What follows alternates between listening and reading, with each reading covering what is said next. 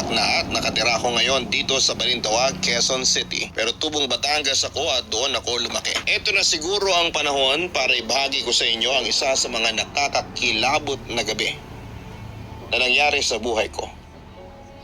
Hindi ko alam kung ano ang meron sa akin, pero pilit kong iniiwasan ang mga kakaibang pakiramdam sa paligid ko. Bagamat ako'y tila walang kontrol kapag ito ay nagsimula na. Naalala ko yung pangyayaring ito noong may mapakinggan ako dito sa channel mo na related sa pangyayaring yon.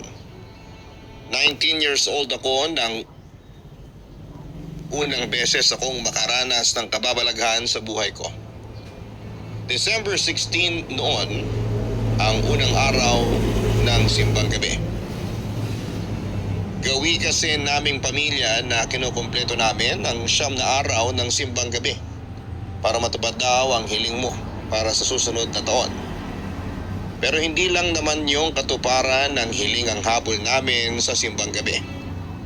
Dahil gusto talaga naming ipagdiwang ang kapanganakan ni Kristo at ang pagdalo sa simbang gabi ang isa sa mga ginagawa namin para maipakita ang aming debosyon sa Diyos.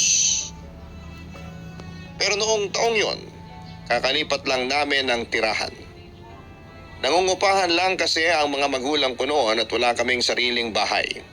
So first time naming magsimbang gabi. Sa simbang gabi na malapit sa bagong inuupahan bahay namin, na ang pangalan ay Immaculate Conception Parish sa isang bayan sa Batangas. Alas 4 ng madaling araw ang misa pero alas 3:15 pa lamang ay naghahanda na kami ng mga magulang at kapatid ko dahil maraming tao sa lugar namin. At siguradong punuan ang simbahan. Maaga kaming darating sa simbahan para makaupo kami. Kami kasi ng mga kapatid ko ay ayaw naming tumayo habang nagmimisa. Nakakapagod at nakakainip, kaya gustong-gusto namin na nakakaupo kami. Samantala 3:35 a.m. nang dumating kami sa simbahan. Medyo madilim pa sa loob kasi kakaunting ilaw pa lamang ang nakabukas. Pero open na ang pinto ng simbahan.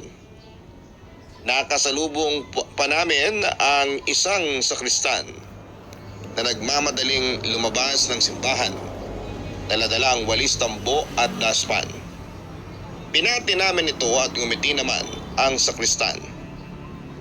Ang aga-aga nyo naman po, sabi ng sakristan sa amin.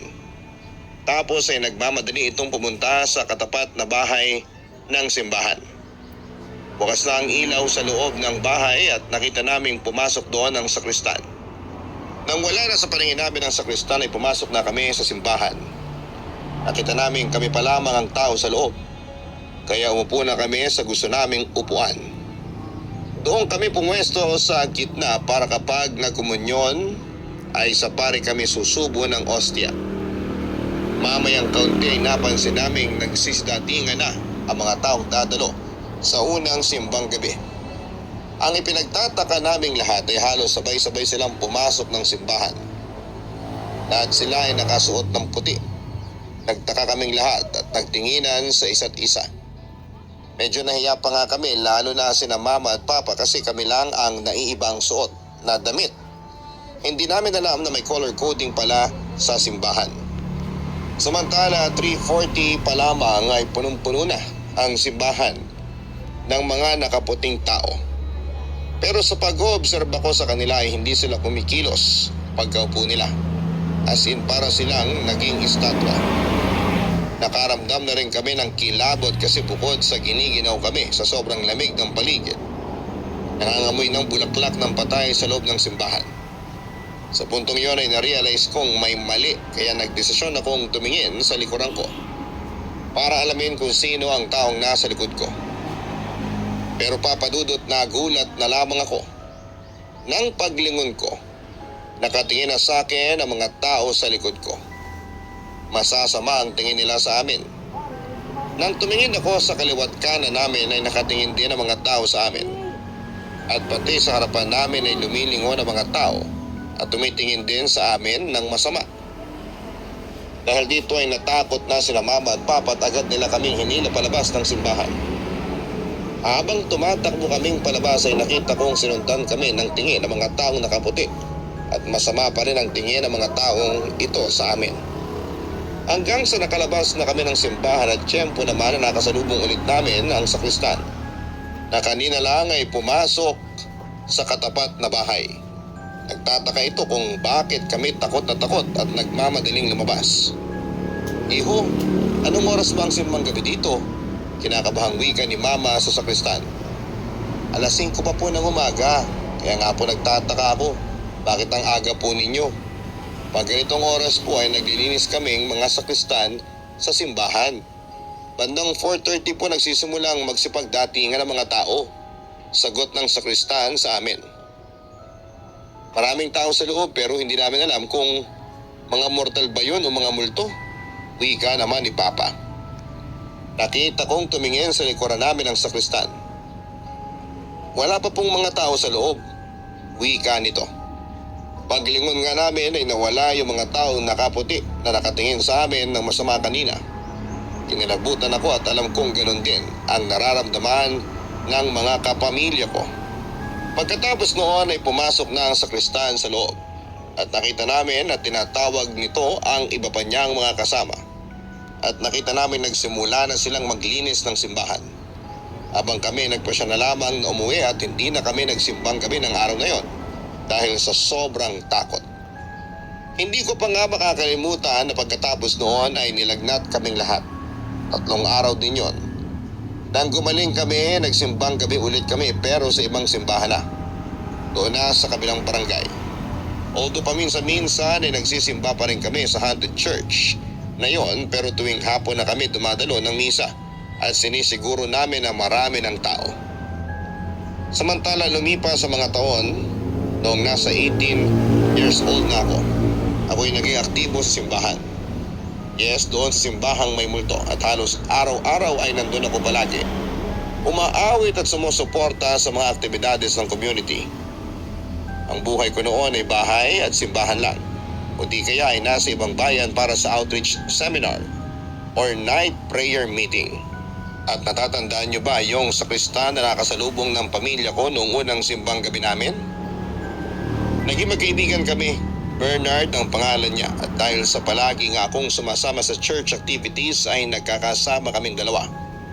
Maski sa mga prayer meetings ay magkatabi rin kaming dalawa. Samantala isang gabi, 3 days bago magpasko ay nagkataong kagagaling lang namin sa isang prayer meeting na ginanap sa ibang bayan. Hindi nakadalo noon si Bernard dahil nasa ibang probinsya ito. Kapag hindi kami magkasama ng kaibigan ko ay nakasanayan ko nang sumabay sa mga kuya-kuyahan at ate-atehan ko sa church. Close ako sa kanila at para rin nila akong nakababatang kapatid. Samantala ay nakasakay kami ng L300 noon at ilang bayan pa ang dadaanan bago makarating sa simbahan. Pagdating namin ay agad kaming pumasok sa loob para ilagay ang mga gamit ng simbahan sa dapat nitong kalagyan. Pagkatapos noon ay lumabas kami sa likod ng simbahan at naglakad kami sa kalsada papunta sa isa sa mga bahay ng mga kasama namin, si Ate Joy. Papadudot madilim ang kalsada at papasok pala ng iskinita ang compound nila. Pagdating namin doon ay nadatnan namin walang tao sa loob ng bahay ni Ate Joy sapagkat hindi nakatira doon ang pamilya niya at hindi rin sila madalas dumalagi doon. In short, 2 ang bahay ni Ate Joy sa loob ng kanilang compound. Sa kabilang banda ay naroon na kami sa sala. Hindi kalakihan ang bahay nila, siguro ay nasa 30 square meter lang ang loob. Ang unang palapag ay walang kwarto at studio lang. Naroon ng CR, sala at kusina. Ang saya-saya naming nagkwekwentuhan dahil na rin sila ay natural na mapagbirong kasama. Medyo maingay kami pero okay lang naman kasi hindi naman daw istrikta ang tiyahin niya na nakatira sa isang bahay sa loob rin ng compound. Maingay at masaya kami ngunit tila may kakaibang enerhiya na hindi galing sa aming tatlo. Mabigat, katakot-takot at kaba na may kasamang kalungkutan.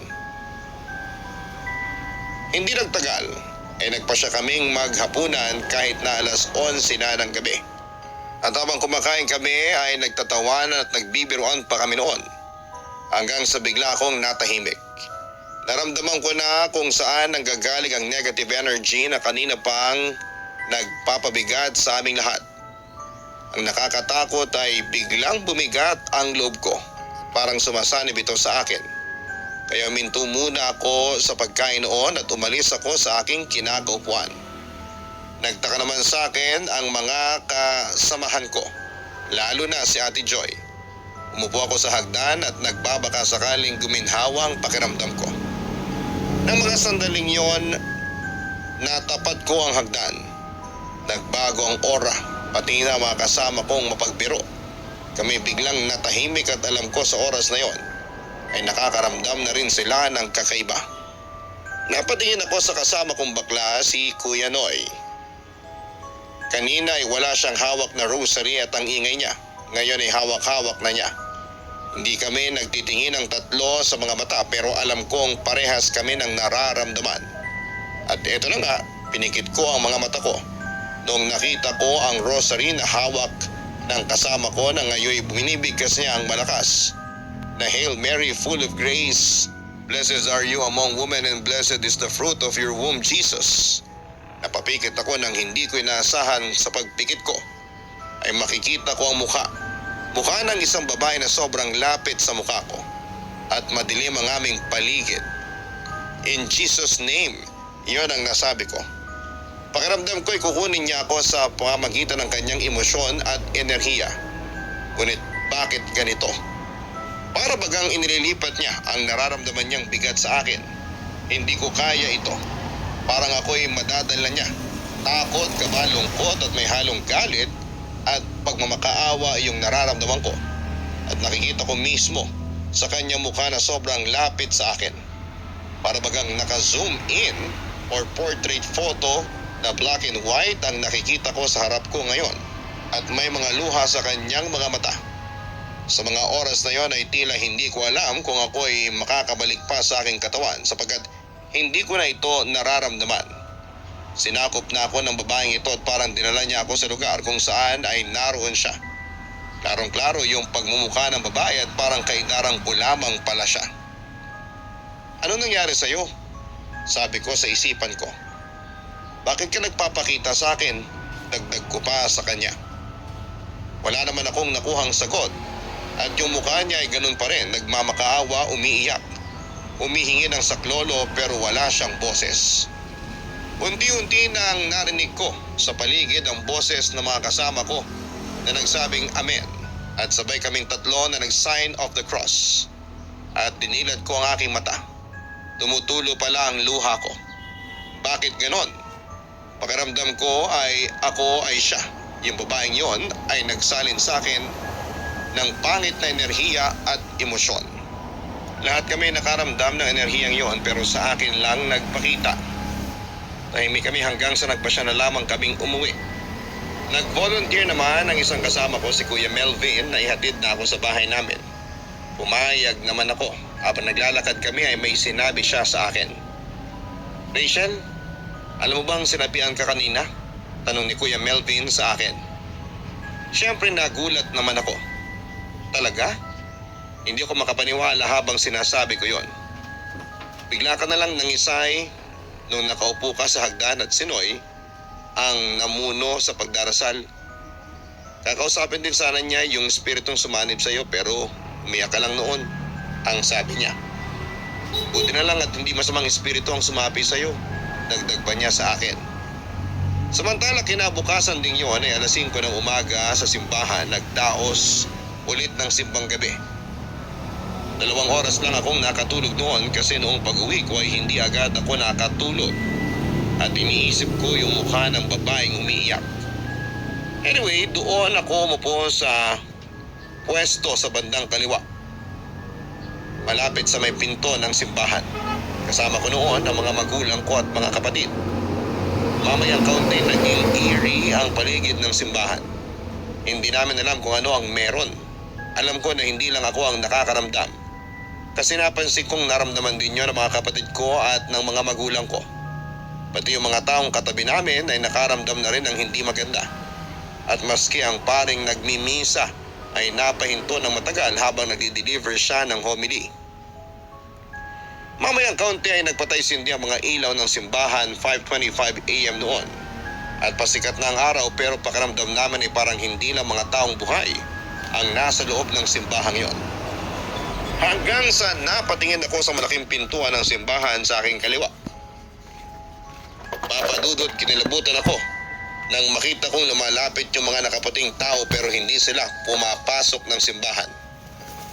Nandun lamang sila sa labas ng simbahan at nagkukumpulan. At sa pwesto ko ay nakita ko yung babaeng multo na nakita ko sa bahay ni Ate Joy. Wala silang reaksyon lahat, basta nakatingin lamang sila sa amin na nagmimisa. Hanggang sa tuluyan nang namatay ang mga ilaw. Medyo nagkaroon ng panic yung mga nagsisimbang gabi. Hindi na rin makapagsalita ang pare dahil nawala ang sound system. Pero sa uli nagsalita pa rin ito sa crowd na huwag magpanik. Nilakasan na lamang niya ang kanyang boses para marinig ng lahat. Nagpatuloy ang misa kahit madilim ang paligid. Pero papadudot hindi umalis yung mga figurang nakatayo sa labas ng simbahan namin. Para bang umattend din sila ng simbang gabi at nagsimula na silang lumakad palayo sa simbahan nang magsimula ng sumikat ang araw. At nakita kong unti-unti silang naglaho na parang bula. Kasama na yung babaeng nagpakita at sumanib sa akin noong nasa bahay ako ni Ate Joy. Samantala, pag-uwi sa bahay ay pinag-usapan namin ang nangyari doon sa simbang gabi. Bagamat hindi nila nakita yung mga nakita ko, kumbinsido sila na mayroong kababalaghang nangyari doon sa simbang gabi namin kanina. Ikinuwento ko naman sa kanila yung mga nakita ko. Kaya nagpasya ulit ang mga magulang ko na magsisimbang gabi na lamang kami sa kabilang barangay. Sa kabilang banda naman, pagsapit ng hapon habang nagsasagawa kami ng church activity, napagkwentuhan namin ang dahilan kung bakit maraming nagmumulto sa simbahang yon. Ayon kay Kuya Noy, 1980s noon at kakatayo pa lamang ng simbahan namin nang biglang binagyo ang lugar namin isang gabi at nagkaroon ng mga pagbaha. Nagsipuntahan ang mga tao noon sa simbahan para humingi ng tulong at makapag-evacuate. Ngunit sarado ang simbahan ng oras ng bagyo. Doon tumambay sa labas ng simbahan ang mga tao sa pag-aakalang maililigtas sila ng Panginoon. Ngunit inabot pa rin ng mga flash floods ang simbahan at maraming tao ang natangay, nalunod at namatay ng mga sandaling yon. Bagamat hindi nasira ang simbahan dahil sa flash flood, pero nang humupa ang tubig ay naging balang lahat. Nang makita nilang maraming bangkay ang nagkalat sa paligid nito.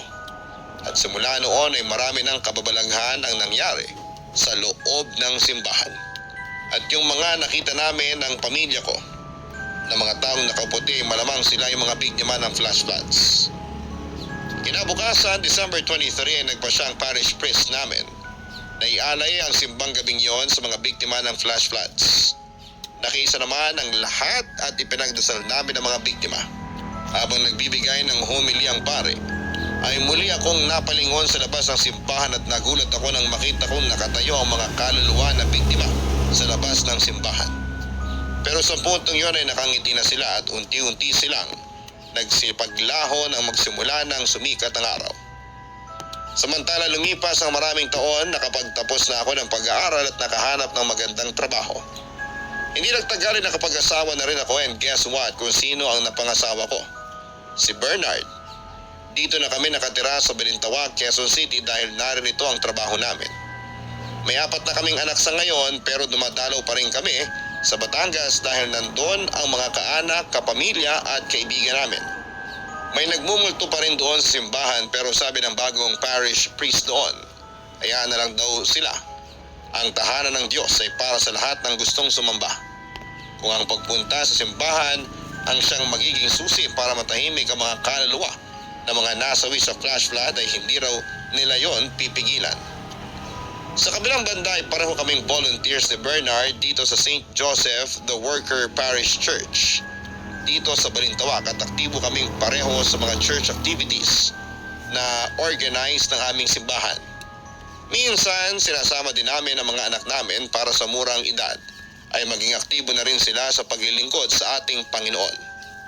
Papadudot hanggang dito na lamang ang sulat ko at sana po ay mabasa mo ito at mapiling itampok sa iyong napakagandang channel. Subscriber mo ako since 2021 pa at nakagawian ko na bago matulog ay nakikinig muna ako ng mga istoryang fini-feature mo. Sana'y magpatuloy pa ang iyong channel at makapagbigay ng mga magagandang inspiring stories sa iyong mga subscribers. Ganon din, nagpapasalamat ako na meron ng ka-istorya horror na kung saan ay nakasubscribe na rin po ako. Maraming salamat Papa Dudut at maligayang Pasko sa inyong lahat.